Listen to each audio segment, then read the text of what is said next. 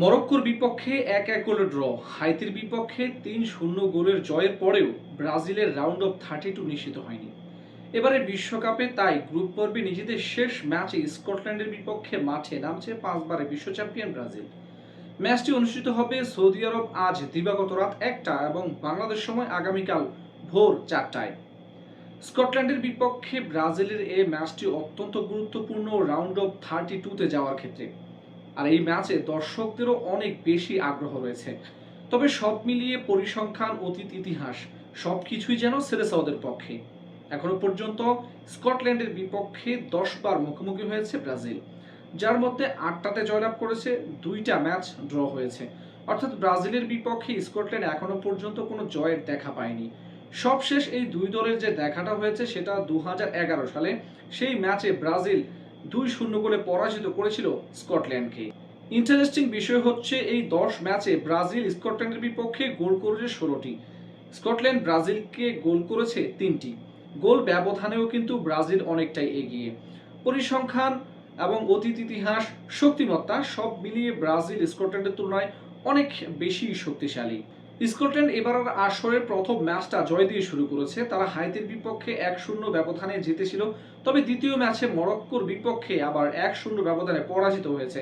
তাই round of 32-তে যাওয়ার ক্ষেত্রে এই ম্যাচটি তাদের জন্যই সমান গুরুত্বপূর্ণ।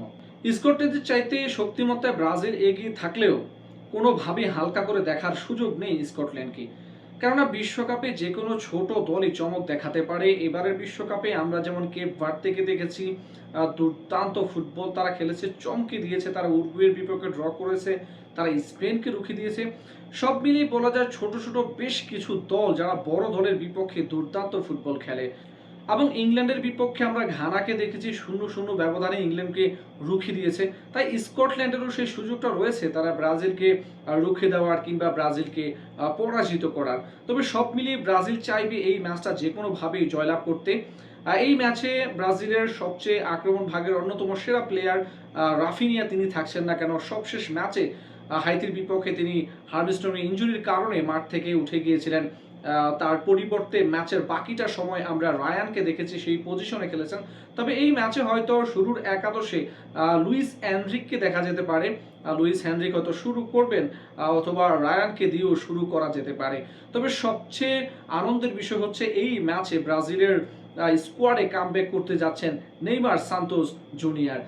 ২০২৩ সালের পর প্রথমবারের মতো ব্রাজিলের জার্সি গায়ে তাকে দেখা যাবে। তবে স্কটল্যান্ডের বিপক্ষে শুরুর একাদশে হয়তো তাকে দেখা যাবে না, বদলি খেলোয়াড় হিসেবে হয়তো দ্বিতীয় অর্ধে হয়তো মাঠে নামবেন নেইমার।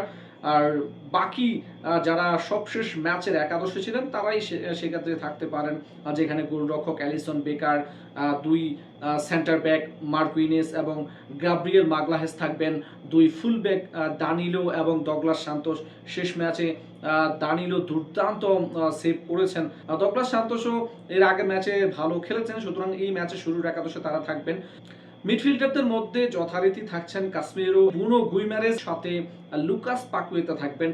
দুই উইঙ্গারের মধ্যে ভিনিসিয়াস জুনিয়র লেফট উইংয়ে তিনি থাকবেন। রাইট উইংয়ে যেহেতু রাফিনহা নেই, সেক্ষেত্রে লুইস হেনরিকে অথবা রায়ানকে দেখা যেতে পারে। এবং ফলস নাম্বার 9 হিসেবে গত ম্যাচে দুর্দান্ত পারফর্ম করা ম্যাথিউস কুনিয়াকে দেখা যেতে পারে, যিনি 2টা গোল করেছেন। এই ম্যাচেও শুরুর একাদশ হয়তো ম্যাথিউস কুনিয়াই শুরু করবেন।